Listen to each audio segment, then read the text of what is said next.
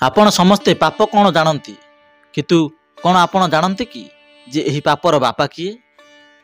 तेणु आज विषय रे आपण जानिबे जे पापर बापा किए बोली। भिडियोटी बहुत रोमांचकर हेबो, तेणु स्किप न करी संपूर्ण देखंतु, काहेकि ना ए विषय जदि आज न शुणिबे तेबे आपणको ज्ञान असंपूर्ण रहि जिवो आ आपण पाप पुण्य मध्यरे कौनसी तफात जानि परिबे नाही। बहुत दिन तलर कथा, थरे जणे पंडित काशी रे विद्या अध्ययन करी निज घर को फेरिले। ताकू जणे व्यक्ति हठात गोटे प्रश्न पचारिला, पंडित महाशय, आपण तो काशी रे समस्त प्रकार विद्या अध्ययन करी आसिछंती, तेबे कौन आपण यह कहि परिबे कि पापर बापा किए? एही प्रश्न सुनी पंडित बहुत भाबिले। ताको पाखरे थिबा समस्त ग्रंथर पुष्टाकू मध्य लेउटाइबाकू लागिले, परंतु केउठारे मध्य एही प्रश्नर उत्तर मिलिला नाही। तेणु एही प्रश्नर उत्तर पाइबा पई से पुणी थरे काशी को गले। सेठारे मध्य बहु अनुसंधान परे ताको ए प्रश्नर उत्तर मिलिला नाही। किंतु पंडित थिले बहुत जिदिया। से निश्चय करिदेले जे जेमिति हेले एही प्रश्नर उत्तर मते बाहर करबाकू पड़िबो।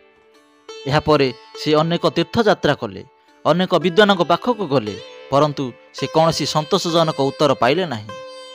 एमिति किछि दिन गला परे से गोटे सहर मध्य दे यात्रा करुथिले। सेठारे रूपवती नामक जणे बेश्या गोटे घरर झरकार बसिथिला।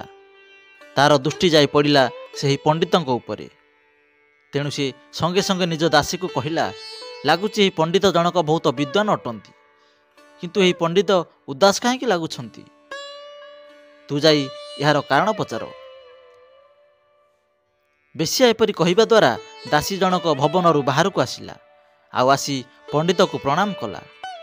एहा परे दासी जनक पंडित को पचारिला, महाराज, मो मालिकाणी मते आपणक पाखक पठाई यह जानिबा को चाहुछंती जे आपण एते उदास काहेकि देखा जाउछंती बोली। ए प्रश्न सुनी पंडित कहिले, ना मते कोनसी रोग होईची, ना कोनसी धनर लोभ अछि।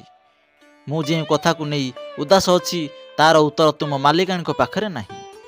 सेथिपाई तुम मालिकाणी मो उदासीनता को दूर करि परिबे नाही, काहेकि ना यह गोटे शास्त्रीय प्रसंग अटे।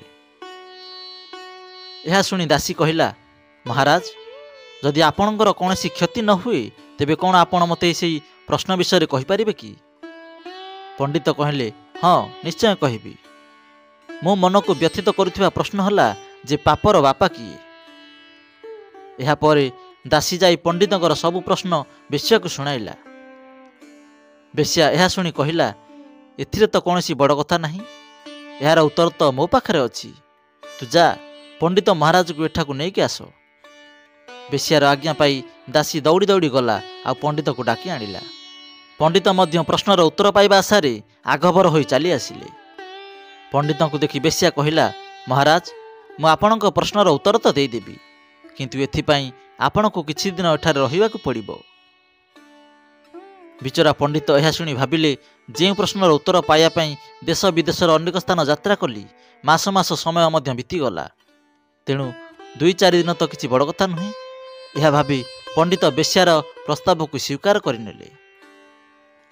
एहा परे पंडित रहिया पई बेश्या जनक गोटे अलगा घर देला, आ पंडितकर पूजा पाठ भोजन इत्यादि समस्त व्यवस्था करिदेला। पंडित मध्य जणे कर्मनिष्ठ ब्राह्मण थिले। से निज हाथ रे निजे रोषेई मध्य करुथिले। बेश्या प्रत्येक दिन ब्राह्मण पंडित को प्रणाम जणाया पई आसुथिला।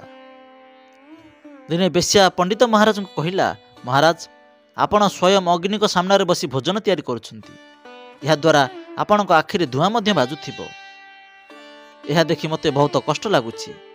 जदि आपण आज्ञा देबे तेबे मु प्रत्येक दिन स्नान करी पवित्र वस्त्र पिंधि आपणक पई भोजन तैयारी करदेबी। आ जदि आपण मते आपणक सेवा करबाकू अनुमति देबे तेबे मु आपणक प्रत्येक दिन 10 स्वर्ण मुद्रा दक्षिणा भावे देबी। आपण तो विद्वान अटंती, तपस्वी अटंती। जदि आपण मो प्रति एतिके दया करिबे तेबे एही सेवा करिबा द्वारा मो भली पापिनीर मध्य उद्धार होई जिवो। पंडित थिले सरल हृदयर। तेणु बेश्यार एही नम्र प्रार्थना रे से बसीभूत होई गले। प्रथमे तो से मनरे टिके कुंठित हेले, किंतु लोक माने प्रेरणा देले जे एथिरे क्षति कौन। बिचारी प्रार्थना करुची, स्नान करी शुद्ध वस्त्र पिंधि आपणक पई भोजन तैयारी करिवो। आ एठारे किए आपणकर गाँ लोक किंबा घर लोक देखुची? ତା ଛଡ଼ା 10ଟି ସ୍ୱର୍ଣ୍ଣ ମୁଦ୍ରା ଦକ୍ଷିଣା ରୂପେ ମିଳିବ। ଆଉ ଯଦି ଦୋଷ ମଧ୍ୟ ଲାଗେ ତେବେ ପ୍ରାୟଶ୍ଚିତ କରିନେବେ। ସେ ଯାହା ହେଉ ଶେଷରେ ବିଦ୍ୱାନ ପଣ୍ଡିତ ବେଶ୍ୟାର କଥାକୁ ସ୍ୱୀକାର କରିନେଲେ। ଏହାପରେ ବେଶ୍ୟା ବଡ଼ ଶ୍ରଦ୍ଧାରେ ସ୍ନାନାଦି କର୍ମ ସାରି ଶୁଦ୍ଧ ବସ୍ତ୍ର ପିନ୍ଧି ଭୋଜନ ତିଆରି କଲା। ବ୍ରାହ୍ମଣଙ୍କର ପାଦ ଧୋଇଦେଲା, ବସିବା ପାଇଁ ସୁନ୍ଦର ପଟି ବିଛାଇ ଦେଲା। ଏହାପରେ ନାନା ପ୍ରକାର ସୁଗନ୍ଧଯୁକ୍ତ ଖାଦ୍ୟ ଆଣି ପଣ୍ଡିତଙ୍କ ସାମ୍ନାରେ ରଖିଦେଲା। ପରନ୍ତୁ ଯେତେବେଳେ ପଣ୍ଡିତ ଖାଇବା ପାଇଁ ଥାଳିରେ ହାତ ରଖିବାକୁ ଯାଇଛନ୍ତି, ସେହି ସମୟରେ ବେଶ୍ୟା ପଣ୍ଡିତଙ୍କ ସାମ୍ନାରୁ ଖାଇବା ଥାଳିକୁ ହଟାଇ ଦେଲା। ଆଉ ପଣ୍ଡିତଙ୍କୁ କହିଲା, ମହାରାଜ, ଆପଣ ମୋତେ କ୍ଷମା କରନ୍ତୁ। ଜଣେ କର୍ମନିଷ୍ଠ ବ୍ରାହ୍ମଣଙ୍କୁ ମୁଁ ଧର୍ମଭ୍ରଷ୍ଟ କରିବାକୁ ଚାହୁଁନାହିଁ। ମୁଁ ତ କେବଳ ଆପଣଙ୍କ ପ୍ରଶ୍ନର ଉତ୍ତର ଦେବା ପାଇଁ ଏସବୁ କରିଛି। ଯିଏ ଅନ୍ୟ ଦ୍ୱାରା ଅଣାଯାଇଥିବା ଜଳକୁ ମଧ୍ୟ ପିଇବା ପାଇଁ କିମ୍ବା ଭୋଜନ କରିବା ପାଇଁ ମଧ୍ୟ ନିଅନ୍ତି ନାହିଁ, ସେହି ପଣ୍ଡିତ କେବଳ ଲୋଭରେ ପଡ଼ି ଗୋଟିଏ ବେଶ୍ୟାର ହାତରେ ତିଆରି କରାଯାଇଥିବା ଭୋଜନ ଖାଇବା ପାଇଁ ରାଜି ହୋଇଗଲେ। ଏହା ଅଟେ ଆପଣଙ୍କର ପ୍ରଶ୍ନର ଉତ୍ତର। ସେହି ଲୋଭ ହିଁ ପାପର ବାପା ଅଟେ। ବନ୍ଧୁଗଣ, ଏହା ସତ୍ୟ ଅଟେ ଯେ ଅଧିକ ଲୋଭ କରୁଥିବା ବ୍ୟକ୍ତି ହିଁ ଅଧିକ ପାପ କରିବାକୁ ଅଗ୍ରସର ହୋଇଥାଏ। ଯାହାର ଇଚ୍ଛା ଅସନ୍ତୁଷ୍ଟ ଅଟେ, ଯେ ନିଜର ସ୍ୱାର୍ଥ ବ୍ୟତୀତ ଅନ୍ୟର ହିତ କଥା ଭାବନ୍ତି ନାହିଁ, ଆଉ ନିଜର ସ୍ୱାର୍ଥ ହାସଲ କରିବା ପାଇଁ ଯେକୌଣସି କାର୍ଯ୍ୟ କରିପାରନ୍ତି, ଏହି ପ୍ରକାର ବ୍ୟକ୍ତି ନିଶ୍ଚିତ ରୂପେ ପାପ କରିବା ବାଲା ହିଁ ହୋଇଥାନ୍ତି। ଯେଉଁ ବ୍ୟକ୍ତି ଅସନ୍ତୋଷ ତାକୁ ତ୍ରିଲୋକର ସମ୍ପତ୍ତି ଦେଇଦେଲେ ମଧ୍ୟ ସେ କେବେ ସୁଖୀ ହୋଇପାରିବ ନାହିଁ।